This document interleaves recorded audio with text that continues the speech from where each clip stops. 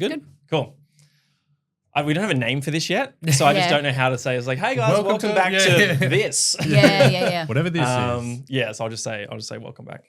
Hello guys, welcome back. I'm very excited today to be talking to two amazing people, two of our Game on Cancer ambassadors, Lauren and Troy from the Twitch channel Miss Molly Makes. Guys, thank you for coming here. Hello, thank you for having us. Yeah, Oh, my pleasure, my pleasure. All the way from Perth. Yeah. Exciting. Enjoying Sydney so far? Oh, we loving love it. Loving it. It's Yeah, really nice. such a big city. Honestly, Yeah, I can imagine. Compared to little old Perth, like I know why people sort of make fun of us because our city feels like a street compared to what we've seen here. Yeah. Yeah. You guys have been in Perth the whole time?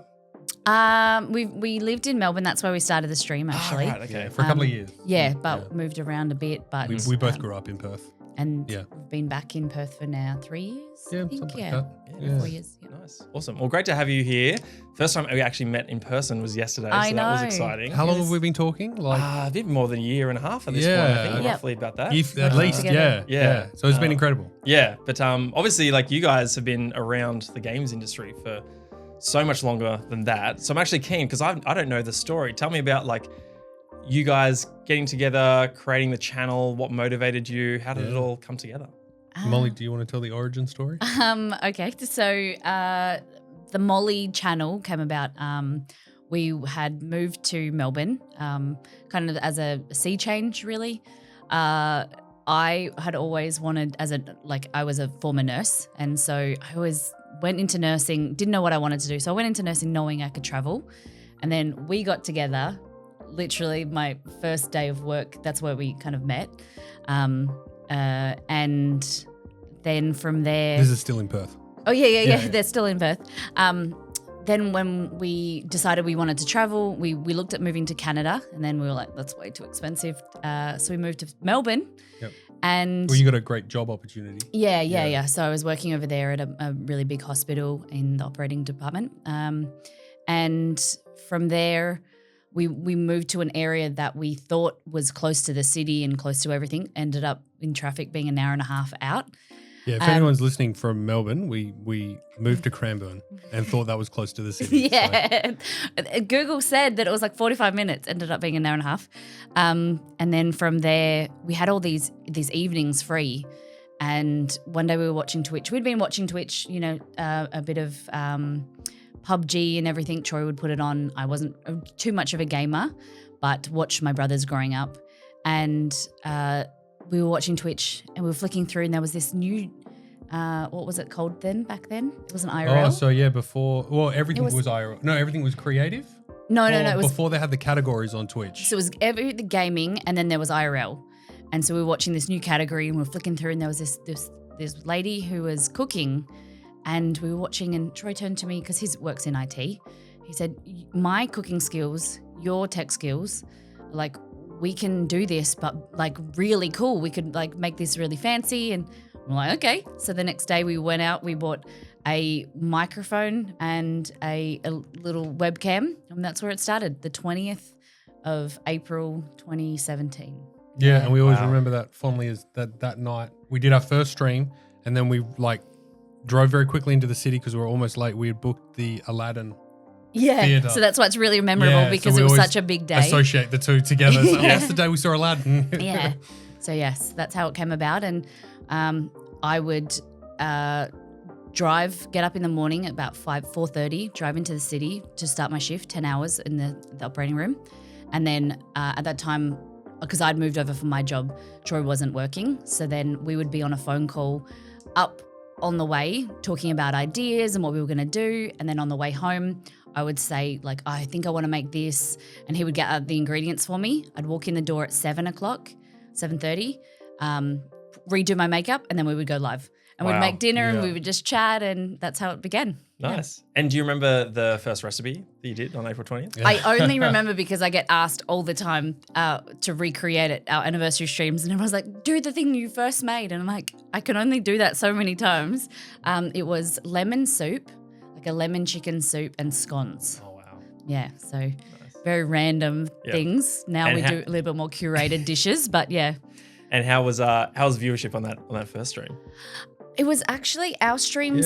We fluctuated between like 10 to 30. Wow. All, like ever since we started. It was honestly really encouraging because, I mean, you know, you see, like, because we were non-gaming content, like I really feel for gaming streamers that are just getting started without an audience anywhere else, because it honestly is, it feels almost impossible to attract an audience on Twitch, you know, from the ground up. And we felt that, you know, with the novelty of cooking, and, you know, Molly's obviously great on camera, and, you know, she's a very bubbly personality. A lot of people are, you know, warm to her.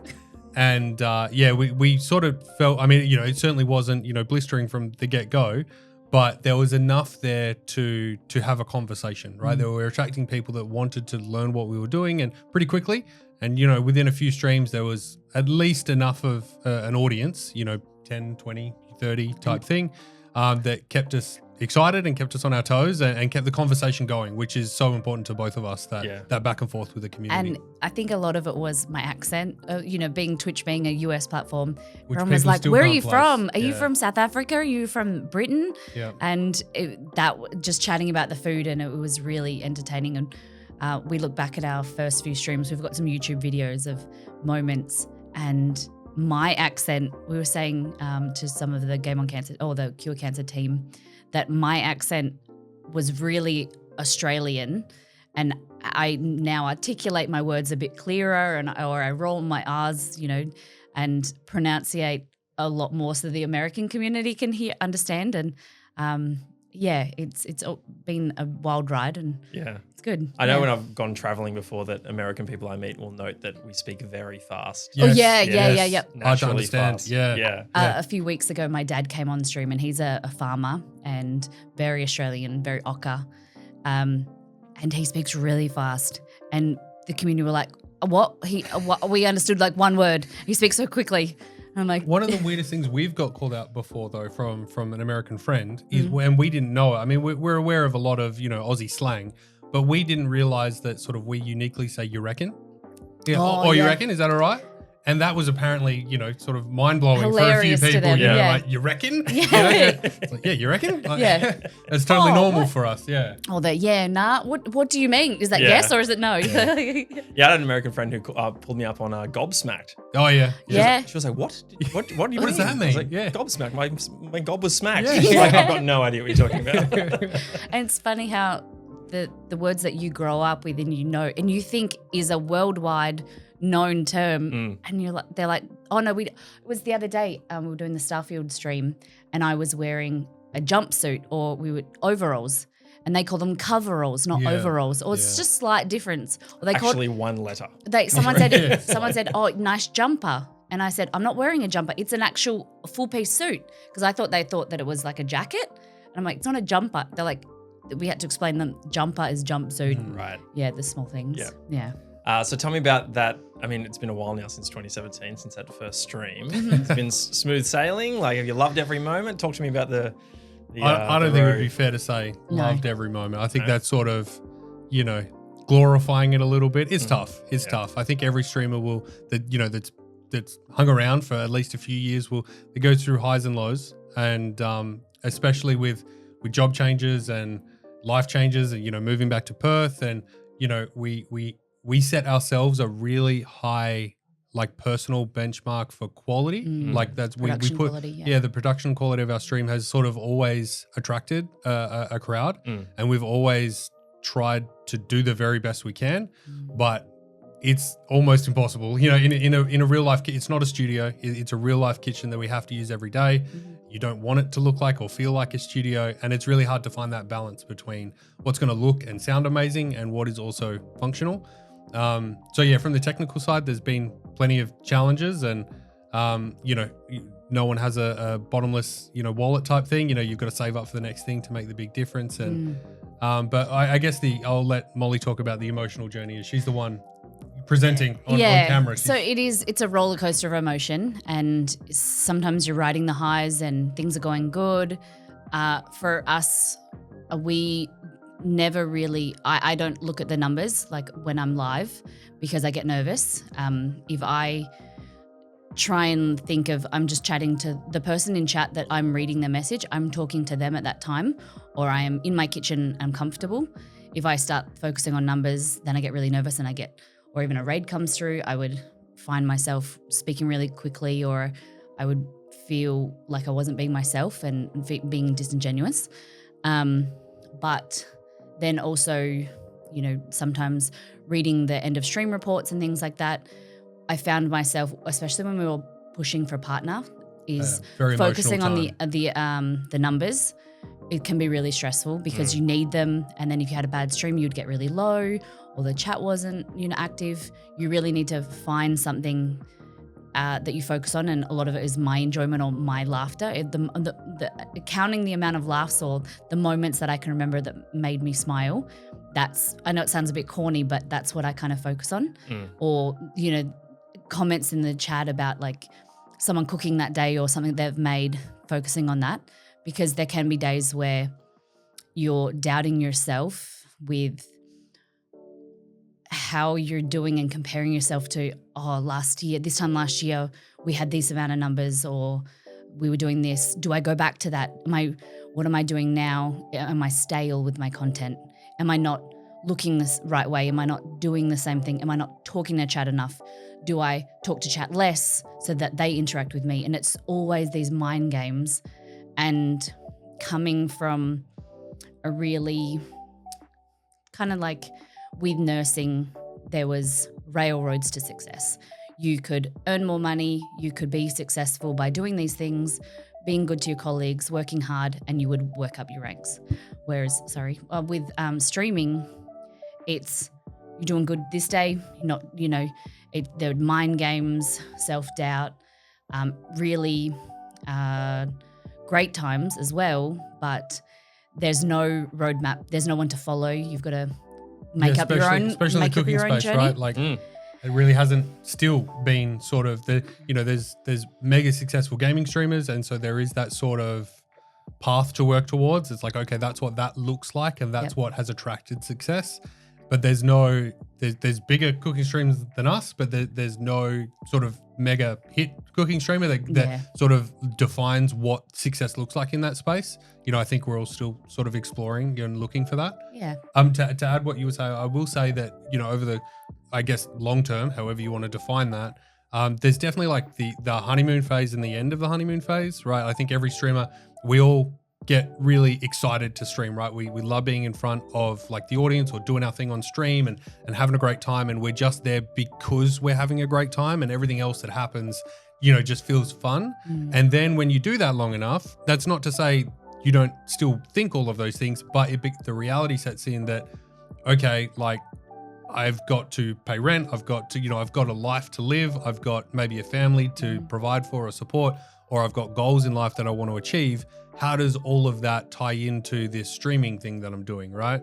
So that doesn't mean that you're now just trying to monetize what you've done, but it means like, how do I make myself self-sufficient? I love what I do. I love the community that I've attracted, but like, for example, like it's costing me more money than I'm making to be here and do this. So that doesn't sound good. Like how do I then justify doing this for the next 5 years? And so it becomes this a financial question of, am I being responsible? How do I make this work? I love what I do, but part of me says that, it's got to balance out, and there's got to be, some give and take to be able to make it happen. So, and that, I think that's really confronting for a lot of streamers, and it's really hard for them to transition into that because I think it's a steep learning curve.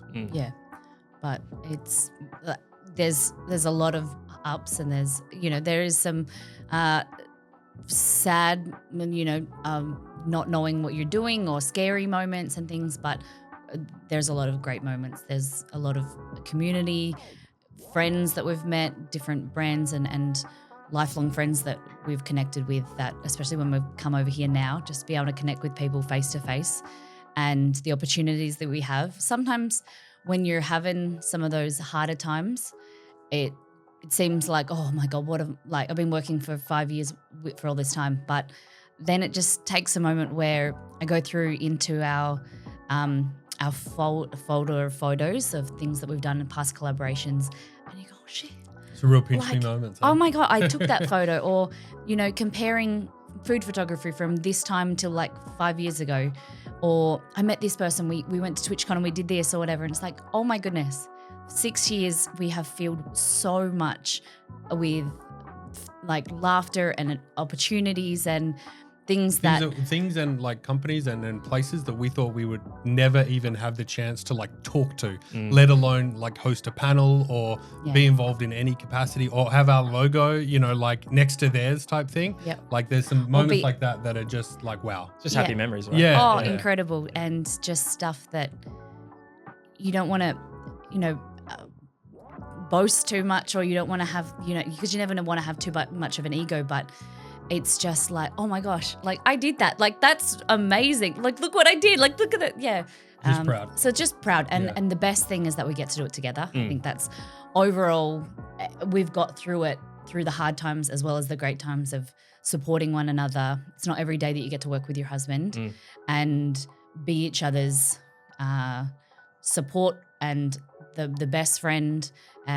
That's I wouldn't ask for anything more. And that, I mean, obviously I agree with everything Molly said, but that makes me really feel for, again, you know, gaming streamers in particular that are doing it by themselves, right? Or maybe even doing it and their partner doesn't understand what or why they're doing or isn't supportive of them, right?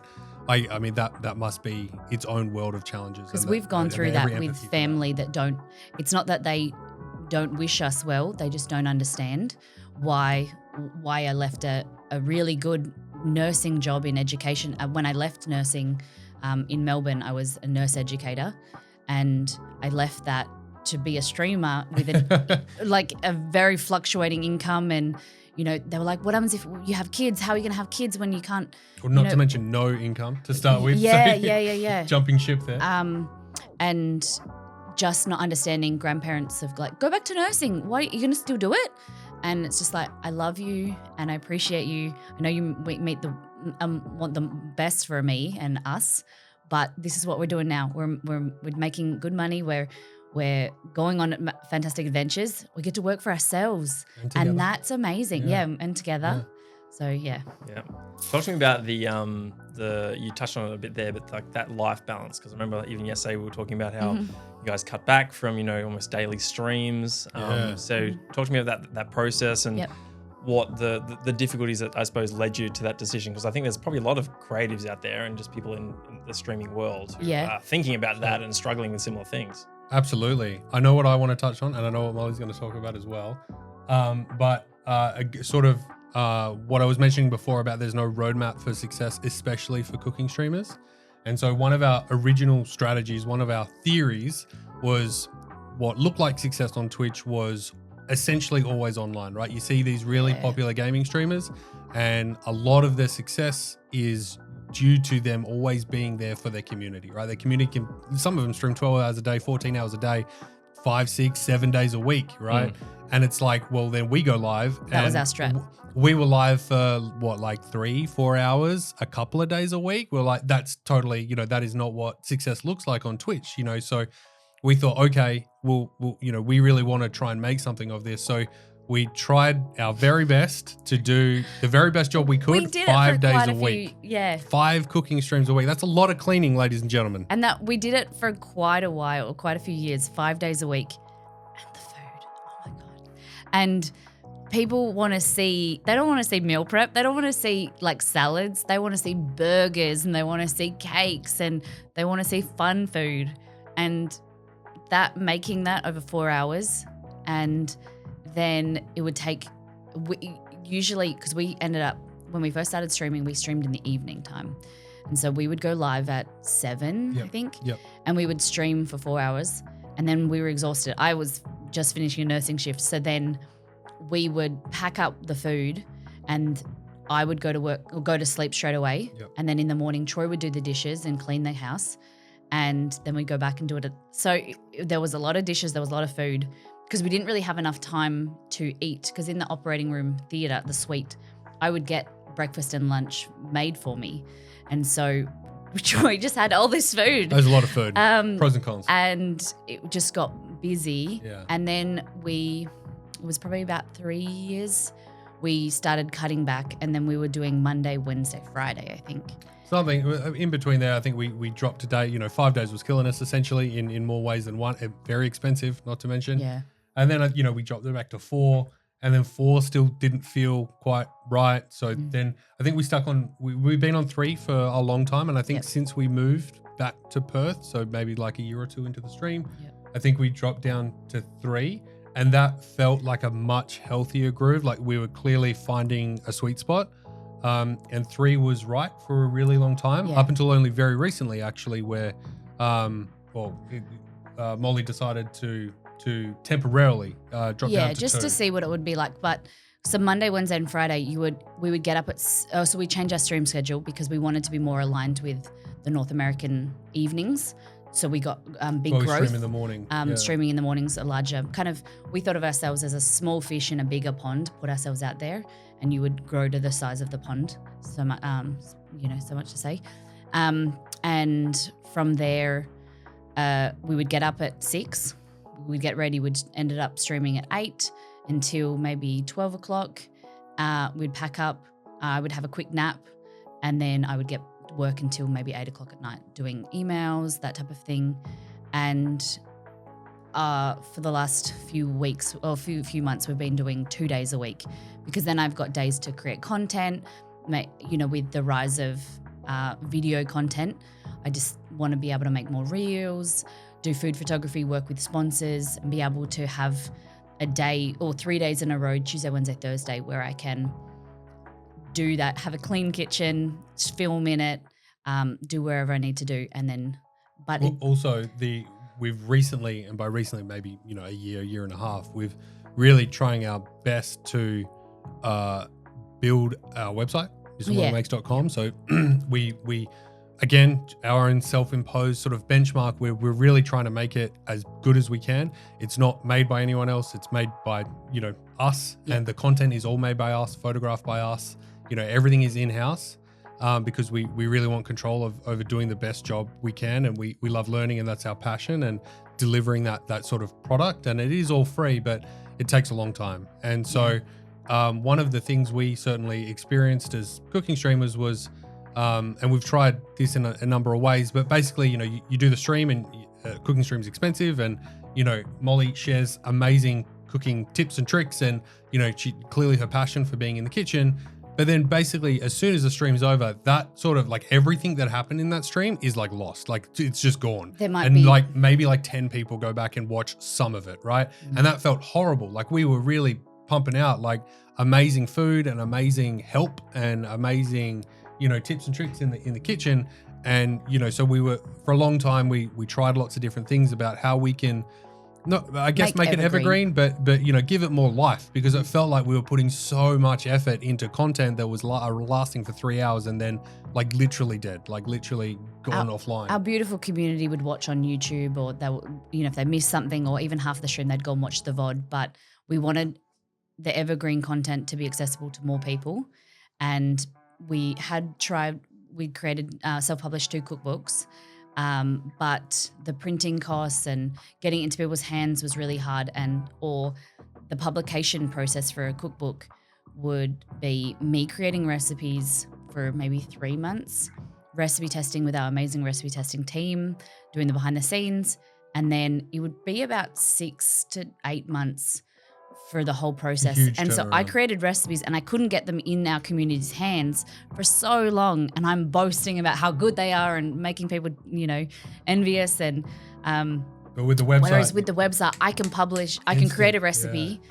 I get a bit nervous about recipe testing, but we have a recipe testing team now, and they're all loving behind the scenes. That sounds like a fun job. Oh yeah. It's like now it's open to our subscribers. So as a little perk, because these days with Twitch, there's not much you can offer people to subscribe. So we can say like, come and jump in our Discord. You get access to 40, 50 recipes that I'm working on. You can help me, tweak them. You can get early access to them.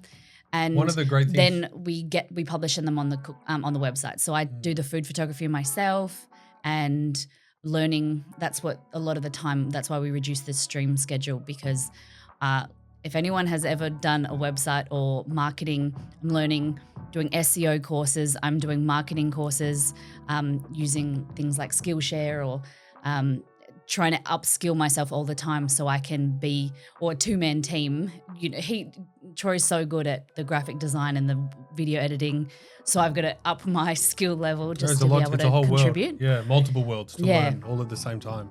But it's fantastic. It's a lot of fun. It's stressful, but it's self-imposed.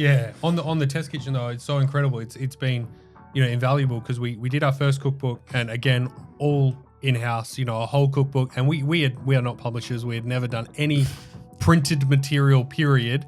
And, you know, then we took on this, you know, gigantic challenge of doing this cookbook. And how did it come about? You have to say that. No, you could say that if you like, but it was an incredible journey, and I'm so very proud of both of them. Honestly, it feels like my babies. Like we put, or our babies, we put everything that we have into those cookbooks, and so many like sleepless nights, and it was amazing. But the test kitchen and the community at large, you don't know, like, just the tiny little things that, like, for example, what the Americans are used to in their recipes, or like the layout or the wording and stuff like that. Like, we just sort of, you know, we know our recipes and we sort of think that's normal. And so we have a couple of cringe moments because what we posted in like the first edition of our first cookbook is not as universally friendly as what we now would in our second cookbook. Like, we learnt a lot of lessons. Even though we paid an editor and we paid, you know, multiple people looked at it, little things slipped through the cracks, or how I visualize a recipe and how I did it could be different to how someone did it as well in their own home. So trying to figure out, you know, a universal form of how recipes are written have progressed. Yeah. So it's been but with the test kitchen and with the website, there's that feedback loop that is like instant, right? Like, Molly can type something up, even if it's just a draft, share it to like the sort of, you know, test kitchen, the inner circle. They can be like, what? Like, that doesn't make sense. That, or, we don't have that here. You know, what is that? Or we don't call that. So can you rename it? That's been a big one. So lately. like last week we made Mars Bar Slice, you know, the Mars Bar Slice Aussie classic. And then I assumed Mars Bar, like everywhere, everyone has Mars Bar. Yeah. North Americans are like, we don't have a Mars Bar. We have a Milky Way that is nougat with caramel and chocolate. And we're like, okay, so I wrote that into the recipe. I was like, Mars Bar / you know, with a substitution, use a Milky Way. And then the Australians like, but we can't use our Milky Way. And I'm like, oh my God. Yeah, so our Milky Way is different to the American Milky Way. But and their Americans Milky don't have much. So it's a whole mess. It's so confusing to keep up with. And then you're trying to, you know, SEO optimize that. And it's like, what do you focus on? Yeah. Interesting. I want to talk to you guys about collaboration. You guys have worked with some incredible games and brands in the past, particularly for launches, games like Diablo 4 and Starfield. If you had to pick one collaboration that stands out as your favorite, what would that be? Game on Cancer. Yes. Nailed it. Oh, there's been so many, but so Molly, I'll give Molly an easy answer. And we're very confident in this together. The very best burger that Molly has ever made, the best looking burger, was the Diablo Hellfire burger. Oh, yeah. Hands down. I think we'll get a lot of life out of that over the years. We'll probably repost that. My food photography, because a lot of the time we make packages for companies and we say, this is what we can offer you, but we can tailor it to whatever. And that's been a long process of trial and error, talking to the brands and being like, we still think of ourselves very new to working with brands and collaborations. We take it really seriously, and some really cool stuff that comes to my. It was like everything. Onion right? ring. It was like a beef, homemade. It was chicken? a barbecue sauce with a smoky salsa, and it was like stacked high. But that was cool. The Hearthstone. Oh, the cake. Yeah. So I took the pack of a Hearthstone card and made it into a cake, and that was kind of, I had no plans. I had a photo of what I wanted it to look like, and we made it over stream, and I just still am in awe of I did that. Like, I didn't know if I had that skill. The two that really stand out to me was I was so impressed with how Molly put together. We did a World of Warcraft Burning Crusade Classic launch, sponsored, you know, collaboration with Blizzard, and we were struggling on what to make for that. And so I'm familiar with the game, and I thought it would be a great idea because there was a number of streams, I think 3 or 4, and we could do one focused on each area of Outlands, or the one that sort of appealed to us. And for the Hellfire Peninsula or, you know, the starting area, Molly made somehow, amazingly, the dark portal out of cake and what's the Clay. the isomalt to Oh, yeah. represent the swirling portal. And it just turned out amazing. So we've been known to use like clay with edible isomalt. So it's like basically edible glass. And there's been a few burns on stream, but we've used power tools. So I've made a cast of a skull with white chocolate. This was, yeah. And then I got a amazing. drill and I drilled into the skull. I piped tubing up through into the skull, and we injected it with like an edible, kind of like a strawberry jelly type thing that we dyed, and it looked like blood was drizzling out. Because we like to go a little bit extra. We like to do some fun stuff that's not necessarily edible, or you would give it to someone. But Even on your stream, kitchen sets, they're incredible. We love going all out. Honestly, it's such a passion of ours, and like none of the sponsors ask for it. Like we're just like, we'll do that. Like we love doing that, and we think it makes for such a much like a better stream for everyone, right? Like we think the viewers get way more engaged. We love doing it. We think it's fresh, and we don't want to plan too much. It shows that we really care and want to be here. Like, you know, we're not just doing this for a paycheck. Like we're really invested in what we're doing, and we want to do the best job. Again, self-imposed sort of benchmark for quality. And I mean, that has got us into a lot of trouble in a lot of times. I mean, the one that I know the one was very stressful was we did a collaboration for Valhalla, Assassin's Creed. And oh my goodness. We really didn't know how to theme the kitchen, right? So- because it was like Viking or Nordic or, you know, that sort of time period. And it was the night before the stream, and usually we like to be organized. Night before the stream, we had no idea what we were doing. We had this rough idea of like some direction. And so we just went to Bunnings and we were just walking up and down the aisles and going, oh, we could make that way. Or what about the wood? Or This is at 6 o'clock at night. Yeah. We went through the hardware store and we're looking at things. So we've got like kind of this wooden, kind of like this, but wood in slats. What, straw? It was used as like a shielding type thing outside. We put that in our cupboards at the bottom. We got a drop saw and we cut pieces of wood. This is at nighttime before the stream in the morning at 8 a.m. And we hot glued. We were renting. We hot glued pieces of wood to make it look like a medieval style kind of tavern. Yep. And we were stressed because the hot glue was then setting and then the things were coming off the cupboards with the weight. And we were really stressed. But it was really fun. The best we had. We were like, that's it. We've got to send it. So when we bought our house, we built our kitchen with basically indestructible cupboards that if we broke them, then we could replace them really easily because we write on our cupboards, we screw things, we paint all the time, we put banners, and we like to go all out. It's a real kitchen. It's not a studio, right? We joke and we call it Molly proof because I'm messy. I'm not going to apologize for that. I like to go, make mess. Destruction is fun, so why not? And then, of course, we make life so much harder for ourselves with that damn green screen. Like, it's not just theming the kitchen. It's like, I'm very specific. I'm very particular about the theme incorporated with the green screen because, like, it's easy for it to look tacky and look cheap. And I'm very aware of that. And I don't want to do that, obviously. But it's actually surprisingly hard to theme a kitchen in period, but then also make that look good with the green screen. And I mean, my personal favorite when we can pull it off is when it's like seamless. So like when, we've done like a tavern where, the background is, the green screen is like the inside of a tavern, or if you have like a flickering candle, that's even better. And then, the actual physical theming of the kitchen is also a tavern, right? I mean, that's the perfect sort of combination. It looks really Can't good. always make that happen, but it It's makes... kind of our point of difference with cooking streams where people are like, what, how are you doing that? And we're like, used to have this button where we could press it and then big words would come up on the green screen. This is a green screen because everyone's like, what is that? Is that a green screen? I'm like, this is a green screen.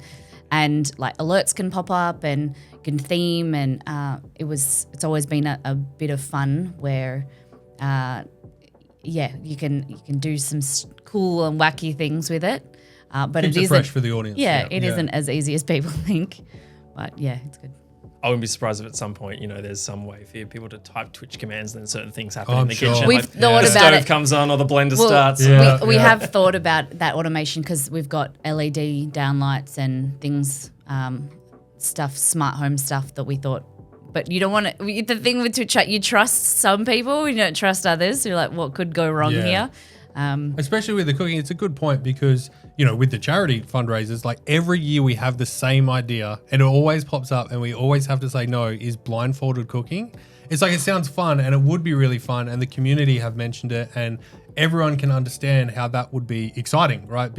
But it's also incredibly dangerous. Like, what do you mean? You're chopping with a knife blindfolded? Like, you can't do that. That's like almost literally against terms of service. I could.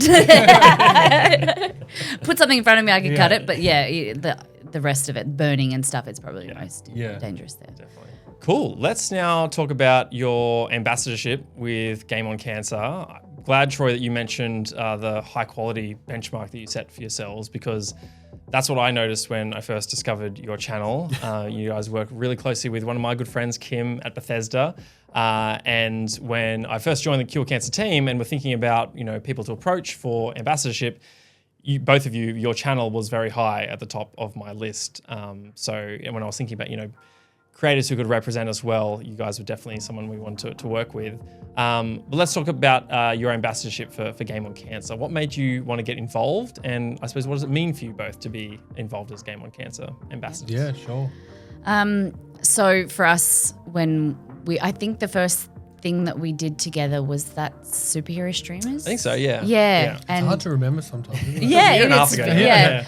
All the things we've done together. I remember the superhero streamers event we did where we dressed up as silly. You were Thor, and I think that it was like a set of streams, and we worked together first through the event, and we loved it. We love charity streams, but we were discussing this with some of the work that we've done in the last few days, that we as streamers, you get approached by charities or organizations, our community, give us ideas and things that we want to, that we could do. But we never really aligned ourselves with a charity because we'd always felt as though if we're raising money for this cancer, then what about this one? We don't want to, we want to spread the funds, or we want to work with someone that kind of encapsulates a bit more. And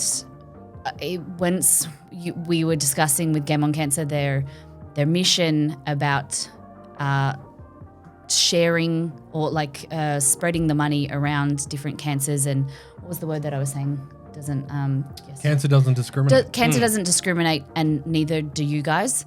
That was big for us because we knew that funding younger researchers, fresh ideas bring fresh solutions, and cancer is such a large topic. It's a huge issue that it needs to be looked at from multiple perspectives, and then we can have a better chance of screwing it, getting rid of it, and making this the last generation that it is affected, and the family members and things like that. If we can help less people go through that and play a part of something bigger than us, then that's what we wanted to do. And our community are really so interested in getting involved. And every time we do a charity stream, every time we discuss, I wear my Fuck Cancer shirt, those conversations are made. And people come in and like, I was diagnosed, or I'm going through it, a family member. And it's connecting with your community to see on a really deeper level what everyone's going through and how big of an issue it is and how we need to address it. It's been really great for us because, it's a humbling experience to know that whatever your issue is, it's way smaller than what other people are going through. And if you can really take some time to learn about that and do something about it, put some effort into creating a fun stream, which is a fun environment that people can forget about their issues for a while, but also raise money towards a great cause is everything for us. So, when I got the opportunity to be a part of it and we got the opportunity to be ambassadors, we jumped at it. Yeah, it felt like the right fit. It was, we had been searching for a while, or we had been, looking at lots of charities for a long time, and none really felt. I mean, obviously all good, obviously for all good causes, but for whatever reason, we definitely felt like we were holding back. And then along came the excellent team at Game on Cancer and Cure Cancer as a whole, and the transparency that you guys share is something that we really align with. And we were so proud to take that to our community and really jump into it. Mm-hmm. Yeah. And what has your community's reaction been to this? Obviously, you've done a couple of fundraising streams for us. You're wearing the merch, Lauren. Yeah, now that you've been doing this for a while, how has your community reacted?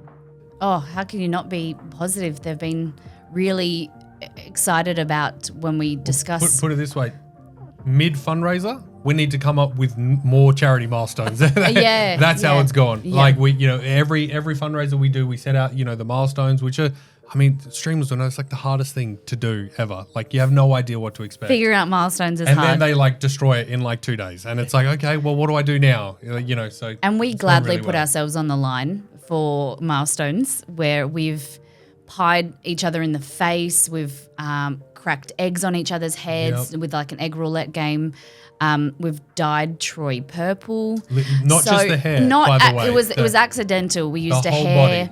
I used a fresh, cruelty-free vegan hair color, put it in his hair, and then he went off stream, had a shower, and we thought it was cool because his hair was going to be purple, and we were taking bets of like how well it worked.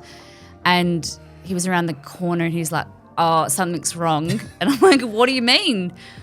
And he was, I don't even know, like. He came on screen, but it was, you wish you had a handy cam so you could see, because all you see is my reaction and I lose it. He comes around and he is purple. His whole body is purple. And is not even in his hair really, but it's more on his face and his arms. Yeah. I was scrubbing for like 20 minutes in the shower before because we were wondering like why it was taking so long, if there was an issue.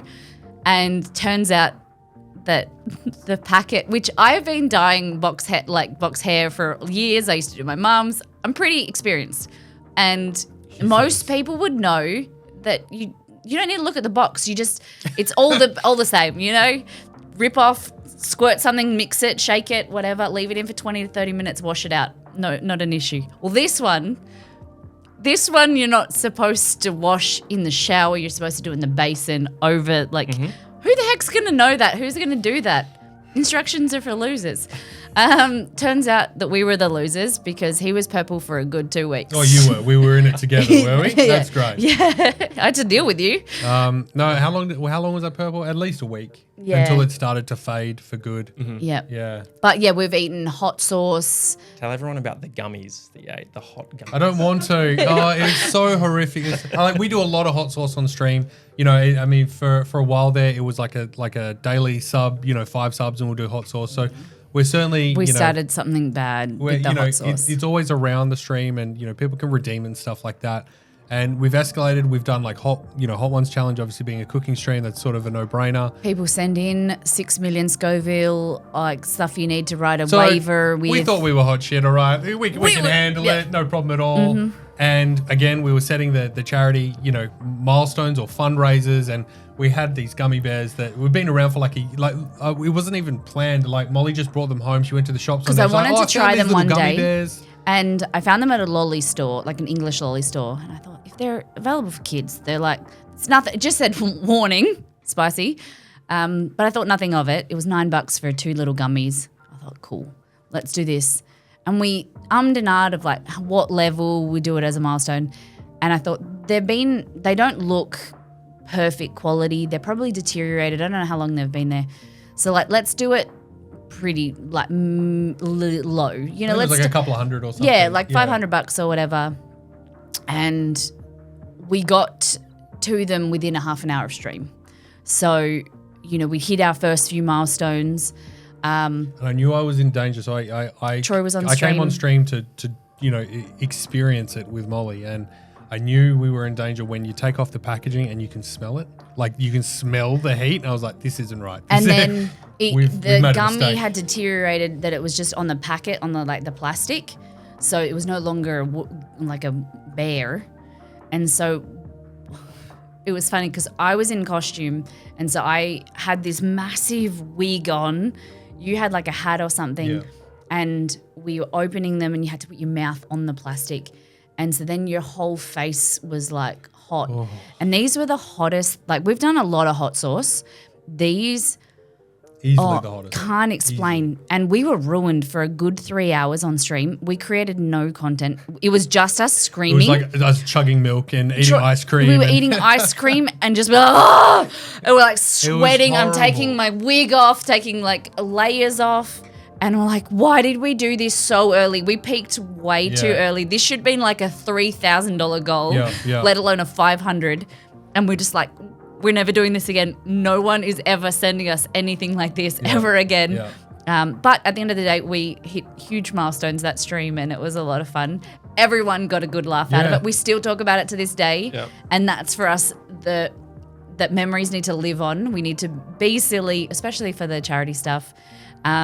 And we will put ourselves on the line so that our community get a laugh. We hit milestones, and the more money we raise, that's it. I mean, if that's what I got to do to make a difference and to make an impact and to change some lives, then I hate to say it, but I do it every day. Pain is temporary. What is 3 hours of burning mouth? Don't, please don't. and then the next day when it, you know, your digestion is right as rain. It gets through you. Yeah. Before I let you go, guys, I want to ask you, what would you say to any other creators out there or prospective fundraisers who are thinking about, you know, getting involved and supporting Game On Cancer, or any charity for that matter? What would you say to them to encourage them to, take that leap and get involved? Get started. You don't know the impact that you can have by every dollar counts just by starting. And the earlier you start, whether getting involved in a group or like a that's already established, or grabbing a group of friends together and creating your own event, and joining this, you know, certain events that Game On Cancer are doing, or game collaborations and things like that. Just do it, because it's not only the emotions that you feel really content and fulfilled by being a part of something. You get to meet people, you get to win some stuff sometimes, but it is so fantastic, the memories that you make and the fun that you can have by just, you know, paying it forward and doing something for others. Yeah, I mean, I would say, you know, we've been fundraising for years, and still we can't help but not compare, but we're aware of what some other creators and their fundraisers are achieving, right? Which is incredible, and hats off to them, right? We're not the biggest fundraisers, we're very proud of what we are able to fundraise, but I would say to those that are getting started, like, do your best to just focus on what you're doing. And if you don't raise as much as other people, that doesn't mean that you're less than, or that your contribution is, you know, any less significant, or, you know, it doesn't make a difference or an impact, because you need to know that it does. I mean, it's literally every dollar that, you know, counts and goes towards improving lives. So get started, and before you know it, you know, you'll be off to the races. You'll be having a great time, and your community will love it, or your friend group, or whoever you're fundraising with will undoubtedly have an amazing time, and you'll feel great about what you've done, regardless of how much, you know, whatever that dollar value turns out being. Know that you've made a difference, and knowing that you're, you know, seeing the overall result of that event. Knowing that you participated and you raised money, part of that, and you're part of something big, you should feel really proud of yourselves. And we want to see more people do it. Come and join us. it's a lot of fun. Yeah. 100%. All you need to do is get those hot gummies for your No. Come and join us. Raise money. Make a very high goal. Very high. Amazing, guys. Well, thank you. Before I let you go, tell the folks at home where they can find you. Tell them about the website, the cookbook, the Twitch channel. Where can they go to find things, like all things Miss Molly Makes? So you can find us at missmollymakes.com and Twitch. Free recipes. Yep, free recipes, a little bit about us. And We have 2 cookbooks. Our first cookbook is surprisingly called First Things First. It's a guide to getting started in the kitchen. And it really is starting at the basic level. You don't need to know anything, and it tells you literally the equipment you need. It's over 70 banger recipes. Yeah. All of them are fantastic, slightly biased, but they're amazing. And then we have the sort of more polished, nicer cookbook, our second one, all in together. These are both available as physical and ebooks from our website, and we ship all over the world. And fun fact, the All In Together cookbook is narrated by yours truly. Oh, wow. Yeah. So it's So got if you're in QR the code. kitchen, the idea is if you're in the kitchen, your hands are full, but you still need someone to walk you through the recipe, I'll be there for you. QR code and everything. But yes, Miss Molly makes nearly on everything, or Miss Molly _ makes. And we'd love to see you and chat. Come say hi. Fantastic. Awesome. Well, thank you again, guys. I know I've said it before, but I can't thank you enough for the support that you give our charity, our organization. It's an absolute delight to work with you both. And I'm so pumped that we could just sit down and finally have this conversation in person. Yeah, definitely. Thank you so Well, thank you much. for allowing us to be a part of it, and thank you for showing us the behind the scenes, and we're really excited for the future. It's our pleasure. Awesome. We hope to see you again very soon. Bye-bye. Bye.